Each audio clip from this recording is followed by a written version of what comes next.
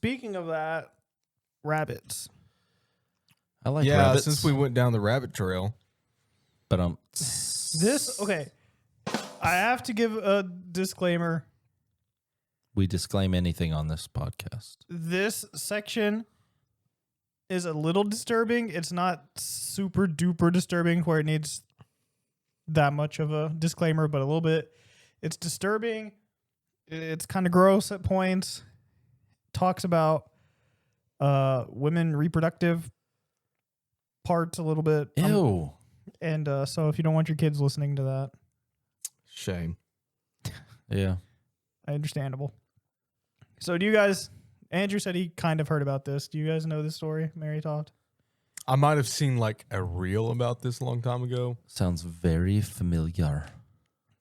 but I haven't listened to a podcast or anything Okay. with her on it. So Mary Toft was born, her original name was Mary Dinier, but she got married. She was born in the early 18th century and was baptized in 1703. Important. I guess. It's not really that important. It means that Jesus did a miracle. Sometime around 1720, she married Joshua Toft.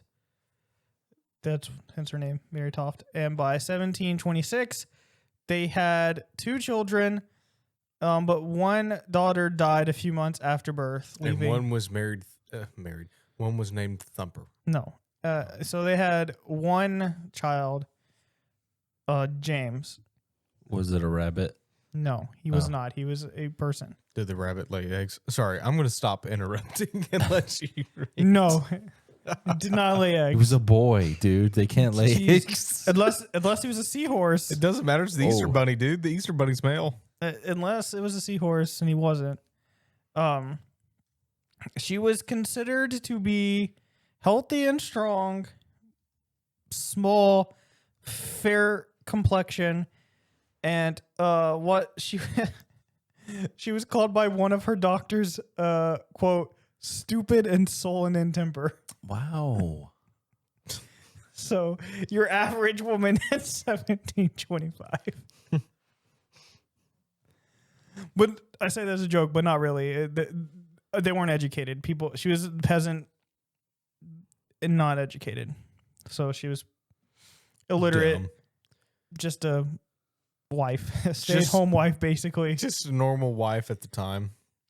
And poor, just a poor village woman in the 18th century in England. Nothing spectacular about her. Way to put her down, bro. Just saying. April 23rd. In fact, we're going to stop talking about her. I don't even know why I brought her up, to be honest with you. That's like, I don't even know why we know who she is, because she was nothing. Okay, we're done. We're not even going to talk about women on the rest of the time we have this podcast. So, April 23rd, 1726. Mary is about 5 weeks pregnant. They're out in the fields, her and some other women, weeding near her home, and they scare off a rabbit. Suddenly, when she sees the rabbit, she starts craving rabbit meat, and they try to catch it, but they can't. It gets away, and she's stuck with this craving for quite a while. Very strong craving for rabbit meat. The reason why that's important to note is because apparently back in these days, it was a common belief that whatever a woman craved when she was pregnant or ate impacted the child in some way. Like in health-wise? Or It just impacted the child. It was just like what the child is going to become? just a belief they had that somehow or another it impacts the child. I don't know. I mean, it does if you smoke and drink. And I mean, they're right. If you're talking about diet and of how the strong and healthy the child is. No, like, I don't really fully know how to explain it, but basically like, oh, if you eat a lot of this type of food, then your child will be more likely to be strong. If you eat this type of food, or if you have the craving for this type, more likely to be feminine. Like, just superstition and Gotcha. Anyway, I don't even know if it's true that she really wanted rabbit meat, but that's what they started saying. Again, Nice. It's important to note that for later. That it's a sign. Anyway, they're poor. She's not remarkable. She doesn't have any money. She can't afford to buy rabbits. So she doesn't get any rabbit meat, and she's just unhappy. Well, that's how that usually goes. Okay. 17 weeks later, in August, she still hadn't had rabbit, and she miscarries. Sad. It said that she passed a lump of flesh, which is again kind of gross, but Yeah. then in September, another lump. But her body continues to act like she's pregnant even though she's miscarried and now had two things pass. And they're kind of like, okay, what's going on? So on September 27th, she gets sick and sends for her mother-in-law and a female neighbor to attend her. And they say, according to her mother-in-law, she goes into labor and they deliver not a baby, but pig guts. What? How do they know? Which is just, What? People. What? yeah, it's like, what? A few days later, they call in John Howard because something's wrong. And John Howard was a local surgeon and male midwife who'd been doing this job for over 30 years. So this is not some guy who's new to the job. This is not someone who doesn't know what he's doing. For that time period, he was well educated on this subject for their standards, knew what he was doing. He comes to see her, and while he's visiting, she goes into labor again and delivers more pig parts. What? I don't like it. I told you it's gross. I don't like it at all. And then it stops for a bit, and so they think, okay, I guess they're just like, well, that's over with now. And they treat her like she just gave birth. Are and you sure that it's pig guts and not like leftover placenta? No, it's or pig guts. Did they have DNA test all the way back then? I will tell you how they know it's pig guts later, but it was pig guts. Okay. They treat her like she gave birth. They make her go through churching, which is some old tradition where women after they give birth would have to go through some blessing and Kind of like Old Testament belief. kind of, Yeah. but Christian quote unquote version of it. And then after she went through that, she was able to go back into normal society. And it seemed like, okay, everything's fine.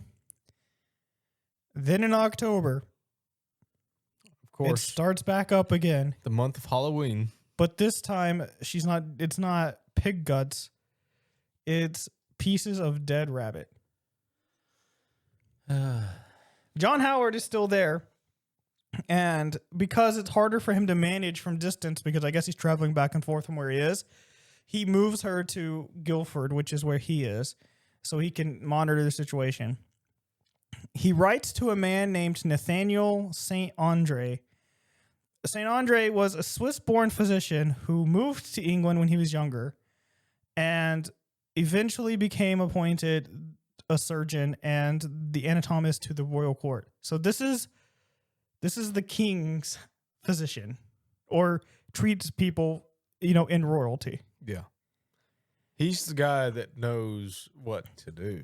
So He's the smart one. he writes letters to him, and one of his letters he wrote to him, dated November 9th, said he delivered her of 3 more rabbits in the past 3 days. And he describes them all half grown and says that the last one leaped 23 hours in her uterus before it died. Disgusting. He says that I got speculation. I'm going to wait. He says as soon as the 11th rabbit was removed, the 12th began leaping. And any curious person who wanted to come quickly, they might witness another one. So they were inviting people to come and visit and press on her belly to feel the rabbits jumping around.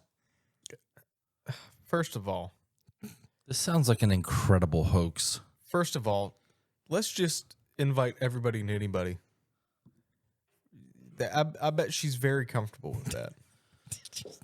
To just deliver rabbits and everybody staring at her. Does she have any mental issues going on?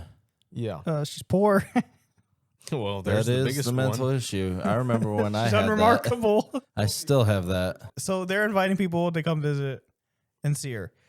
November 15th, Nathaniel St. Andre is like, okay, this is weird. I'm going to go check it out. So he goes along with Samuel Molyneux, the secretary to the Prince of Wales. They arrive and they're told Mary's in labor with her 15th rabbit. Oh. So St. Andre goes in and he personally delivers what he describes as the entire trunk of a rabbit skinned about 4 months grown, with heart and lungs still intact beneath the diaphragm. Skinned. I have a theory of this, but it's a So- very disgusting theory. So That's probably my theory. Yeah. at this point, the guy that deals with royalty has confirmed, yeah, I delivered one. And it convinces him. Before this, he obviously didn't believe it, because why would you? Yeah. Now he believes it. And he decides the rabbits are being bred, as he puts it, in her tubes. And he says he can feel an abnormality when pressing on her abdomen, and that these creatures only seem to pass shortly before delivery, when her pains begin. He has no explanation how they're conceived. And he also notes Mary and Joshua had not cohabited since the original miscarriage, which somehow does not stop him from taking the rest of the story seriously. So basically, the husband and wife haven't done anything. So it can't, which is like, well, if it's rabbits, I would assume it's not him anyway. Like, what? Molyneux doesn't immediately latch on to the idea. Like, he sees it, but he's still like up in the air on it.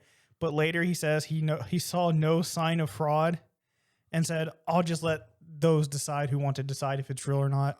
How sure is he that there's no signs of fraud? He says there's no signs of fraud. Like, was she locked away? Or was she just... She was just there. Staying at... She was being monitored the whole time? And Well, probably not the whole time, but yeah, she was at one of his places.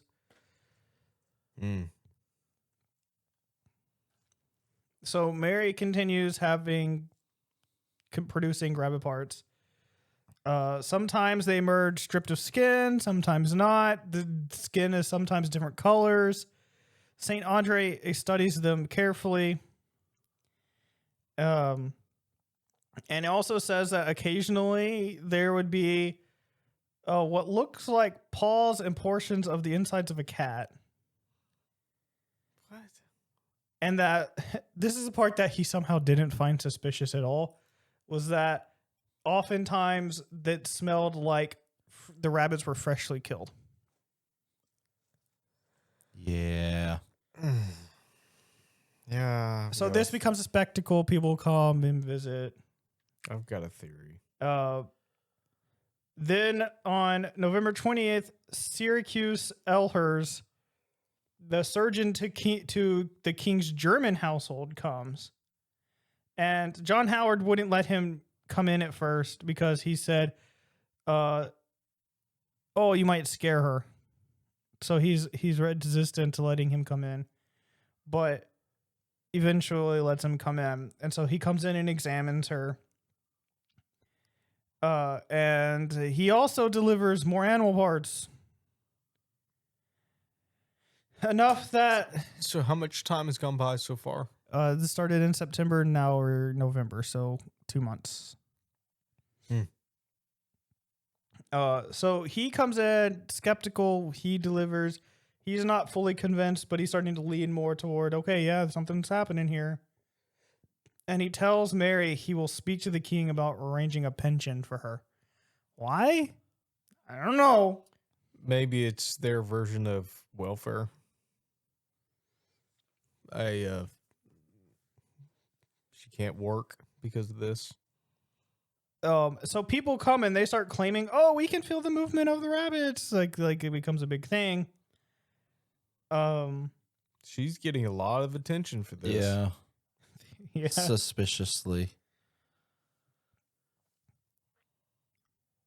And so people are visiting, and she also has the full backing of a guy who's been in this industry for 30 years, the full backing of the royal physician, sort of backing by another guy who's the secretary to Prince of Wales, and sort of backing to another guy who has to do with like German stuff.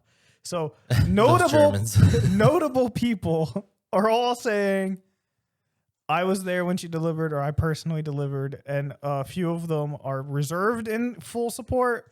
Others like, absolutely, this is real. I don't like it. Is she? Never mind.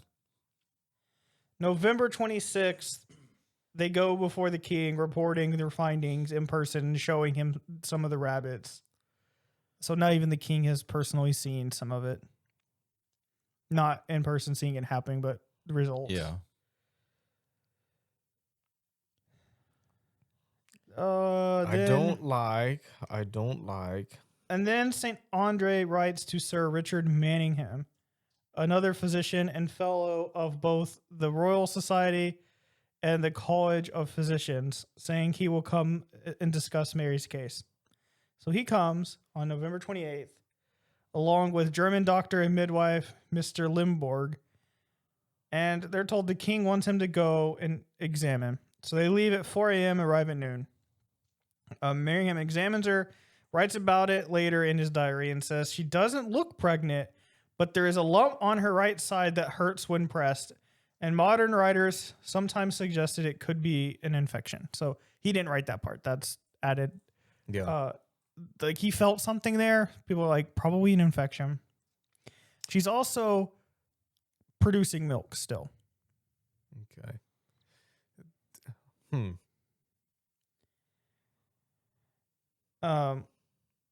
Later that afternoon, they tell him, Manningham, hey, try putting hot clothes on her belly to make the rabbits leap.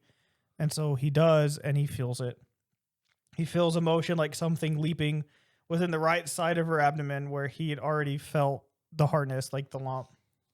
And he said the movements vary in strength and didn't resemble any hysterical or convulsive motion he had seen, and were strong enough to shake not just him, but 5 or 6 women on the bed with him. What?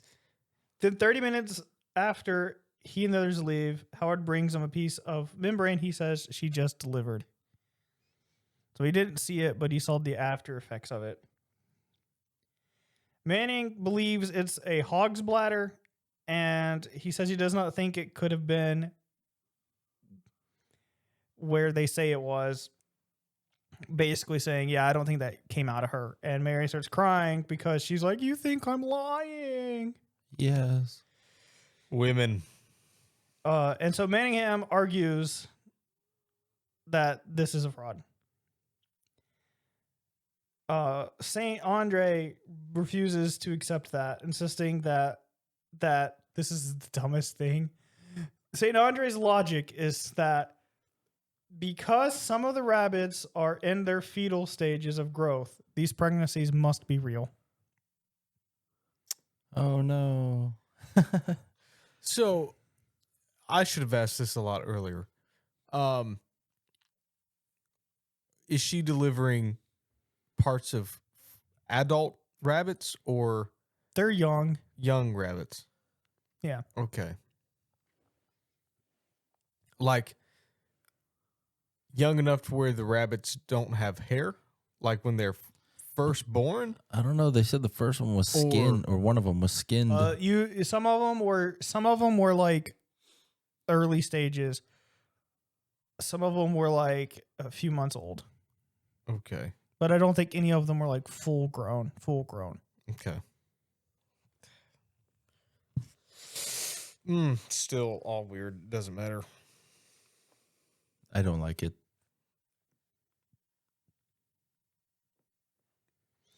So yeah, people keep going. Some are now starting to say it's fraud. Some are saying it's real.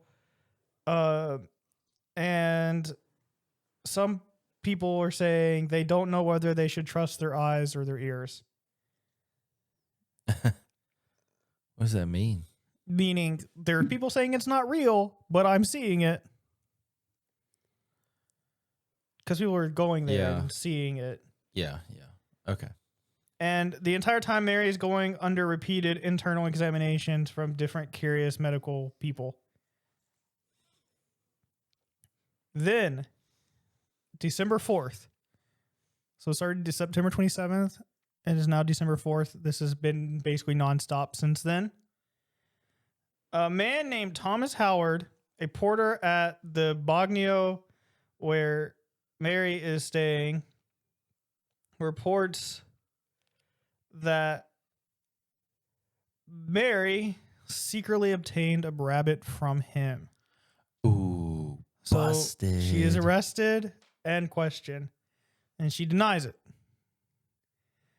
Her sister, who is there nursing her, claims the rabbit was only meant for food. That they bought the rabbit, but it was to eat. So why would she deny it? Manningham intervenes because he doesn't want her to be sent immediately to prison because he thinks the truth needs to be exposed under controlled observation and not hidden in a cell. So he kind of steps in and saying, you can't arrest her and put her in prison because if you do, we'll never see the end of this matter. So instead, let's keep her under surveillance here until we can get to the bottom of it. So she was kept under close watch in a private house where doctors can still get access to her. On December 6th, she is threatened with a painful experiment to determine, probably would have killed her, determine whether she's carrying rabbits. They probably would have cut her open. Yeah, that's what I was just going to Yeah. say. And she's pressured by Sir Thomas, Sir Richard, and the Duke of Richmond, and some others. And so she's like, okay, give me a day to process everything. And so on December 7th, she finally confesses. So the real story is that she really had the miscarriage at first. So the very thing that started the miscarriage. Yeah. And is my theory going to be correct? Well, what's your theory? Before I say what happened, what's y'all's theory? Inserting things to be pushed out. Yeah, ditto. Yes, that's exactly what it is. It's Women. gross. She Dude, that's says so disgusting. she won't. Yeah, it's gross. Were there live animals involved? No. Well, then how are they feeling the jumping? Flatulence. Shut up. So Oh my God. she said she won't say who helped her, or at least at first. So she was putting actual pig She had guts? someone help put parts in her body. Ugh. God. The things women do for attention, dude. Like, I don't. Nothing was people put in do. the womb itself, but in other places, and that she was told and convinced by another woman that if she produced rabbit parts and seemed like she was giving birth to dead rabbits, that would make her famous and bring in money, and she would be able to have income. So the idea basically, which is what I was saying about with the rabbit at the beginning, Well, she was famous. her craving rabbits, I think was like an extra detail that they threw in later to be like, she's craving rabbit, to kind of hint Yeah. at this is. So this is what's crazy. It wasn't even her idea. It was somebody else who was like, yeah, just do this. You get money. So yeah, they just continued putting pieces up her body, and she admits she was pretending a lot of most of the stuff was her faking it, because of course it was. Some of it was real, but it was like probably got infections from gross stuff. That's what I was Yeah. going to say next was she had to have gotten an infection from that. Like, that's just It's not meant. unnatural. and should never happen. And then she doesn't say who it is at first, and then when she does, it changes who it was. Sometimes it's this one dude, sometimes it's his wife, sometimes it's her mother-in-law, sometimes John Howard is involved. So we don't fully know who gave her the idea, and it honestly could have been her, but we do know that her mother-in-law, John Howard, were both involved at some point, whether it was their ideas or not, because and that's how we get the Easter Bunny. they were the fellas. ones pressing for. Yeah, that's where the Easter Bunny comes from. Wow. Her husband was probably involved too, because I mean, how do that's you? why even, I was saying. That's what I was saying earlier. Was she monitored? Yeah. How do you even well, bring that? She was monitored, but she was monitored by John Howard. Yeah, he's one of the guys that's involved. How do you even bring that to somebody? Like, hey, this is my plan. That conversation is so wild. If I was the doc over her, I'd be like, yeah, you're going in complete isolation, and we're checking up on you several times. We're putting you in a padded room. Yeah, once it comes out that it's fake, she's prosecuted as an imposter under some statute. She burned at the stake. And she's incarcerated, and crowds come to stare at her. But after 4 months, she's released. They're like, hey, look at her. The things that people go... So she's in jail for 4 months. And then she has another daughter in 1728. Now, I would not touch that. No. No, thank you. In 1740, she's prosecuted and sent to jail again for receiving stolen goods and dies in 1763. What a life. That's life. That's life. Now, that's what all the people say. St. Andre, Ehlers, and some of the others that became convinced, but they were literally duped. They weren't a part of it. Their reputation is ruined, and they try their best to undo that damage, but they never really... Well, yeah, I can understand why they never could. They're done for life. So people are banned on the internet for less. Oh, yeah. So basically, people believed it, and it became a spectacle, and it's gross. Yeah. But it's fun. It's ridiculous how it wasn't just like the lower tier society back in the day believed it. It was all the way up. All the way up to the king, man. Yeah. That's crazy. It's crazy. It's gross. It would not work today.